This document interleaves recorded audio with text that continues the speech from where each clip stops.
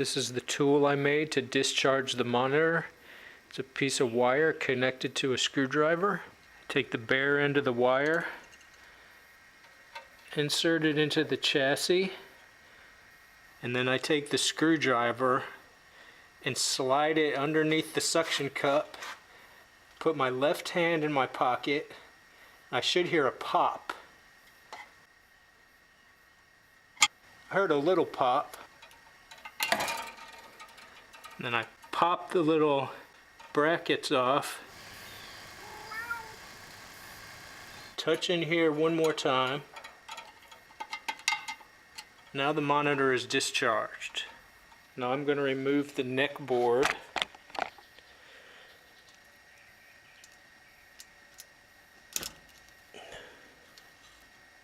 And I undo these bolts and the chassis should pull right out.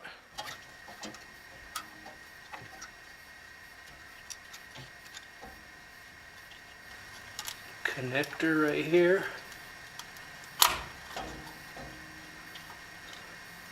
One right here. And there it is. Okay, my cap kit arrived from Ian Kellogg. Comes with this cool instruction sheet. The cap kit cost $11.86. My monitor has some weird stuff that I haven't seen in other monitors. It's got this white block thing over here, and it also has like an extra little card attached to the frame. It's got a capacitor and some resistors. So I'm going through cap by cap, pulling the cap.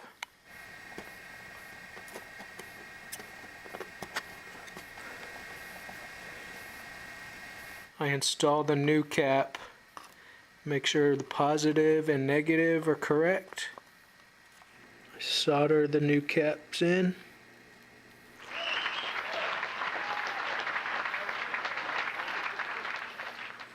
Trim the leads. I had a solder pad that was really in bad shape. It pulled right off the board. So I bent the pin of the capacitor over and connected it to the next part of the trace. I had one cap on the neck board that doesn't match up, so I might have to replace that later. The original cap is 160 volts, 4.7 microfarad. The cap in the kit is 10 microfarad, 250 volts. I took my ESR meter and tested all the caps that were pulled from the monitor board, and I found 8 caps that were bad.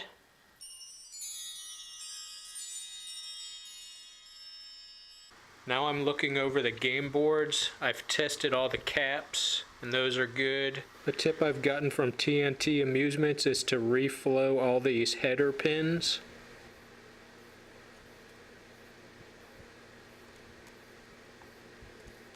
This header pin has a questionable solder joint.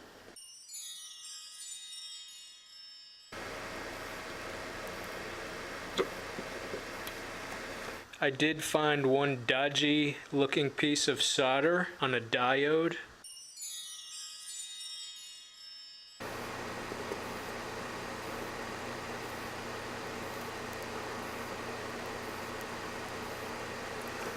I'm also pulling all the socketed chips and cleaning the pins.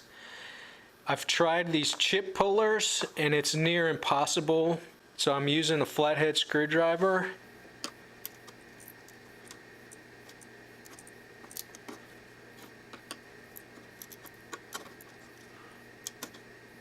And I take this eraser and just brush the pins, get rid of the tarnish.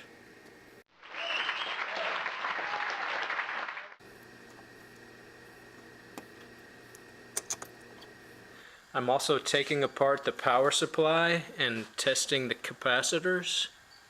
Okay, it turns out 6 of these capacitors were reading bad, and I was able to pull some good capacitors from these old circuit boards.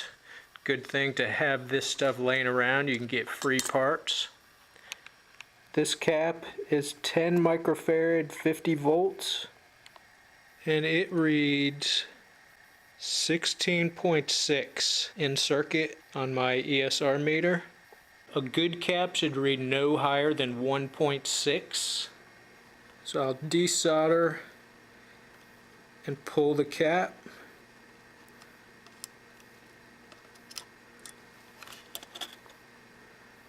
And I'll retest it out of circuit. And now it reads 14. It's a little lower, but it's still a really bad cap. Solder in the new cap.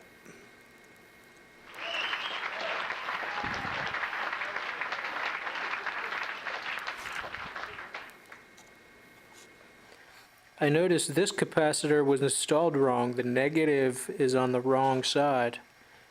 I'm going to install the new cap according to the circuit board. Hopefully it will work.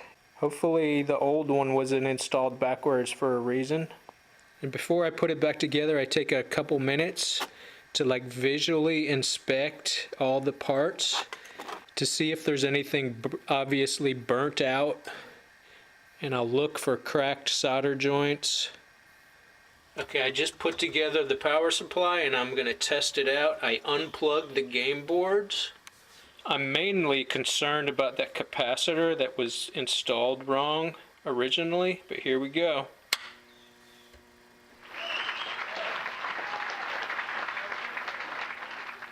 Now I'll test the voltages. I'll turn my meter to DC volts. Put my black probe on ground and the red probe on the 5 volts. And it reads 5.3. So I'll turn it down just a little bit with this knob. Now it's perfectly on 5 volts. But I'll readjust that because you actually measure on the circuit board from one of the chips. You measure on one of these chips. There's a notch at the top of the chip. Red on the top right.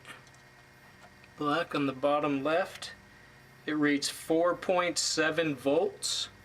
So I'll turn it up on the power supply. Just the tiniest little turn. We'll adjust it. And now, perfect 5.03 on the board.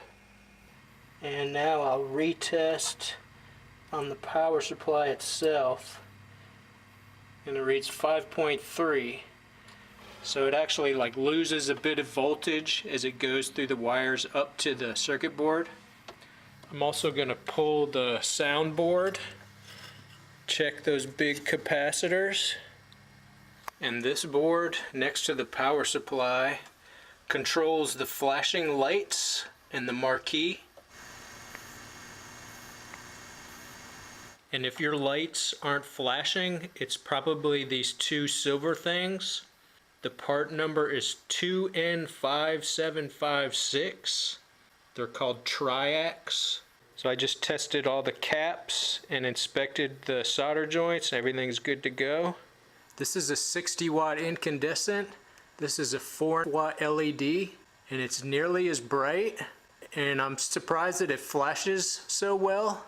And I got these bulbs at Walmart. They were about $5 a piece. Now I've got two 4-watt LED bulbs. The 4-watt LED bulbs will put less stress on the triac board and it'll produce less heat, so it won't fade the marquee.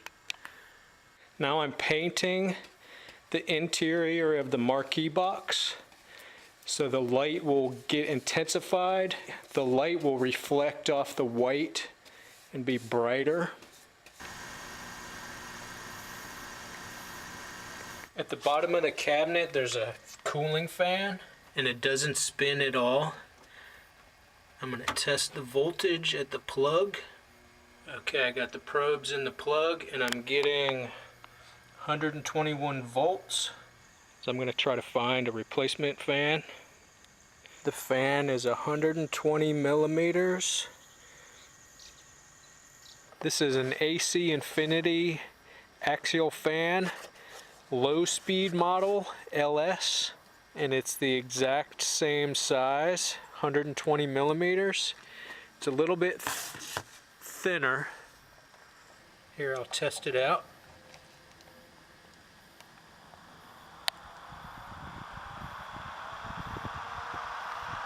Here's the fan installed.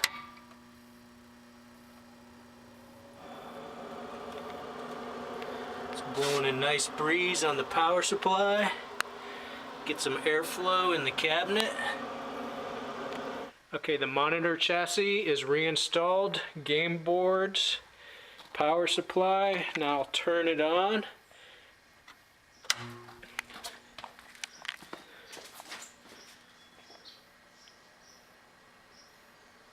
Hey, hey, hey! I do notice that the picture is sharper. Before, there was stuff glowing off of these square things and would have lines running up. So now I've got the hard part out of the way, monitor, all the electronics.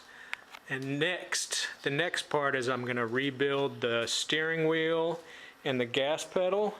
So stay tuned for the next part of the APB Restore series. Thanks for watching.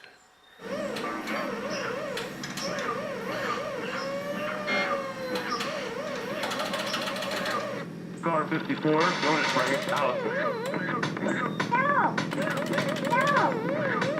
No way, old thing. Car 54, return to station. Yeah, there we go.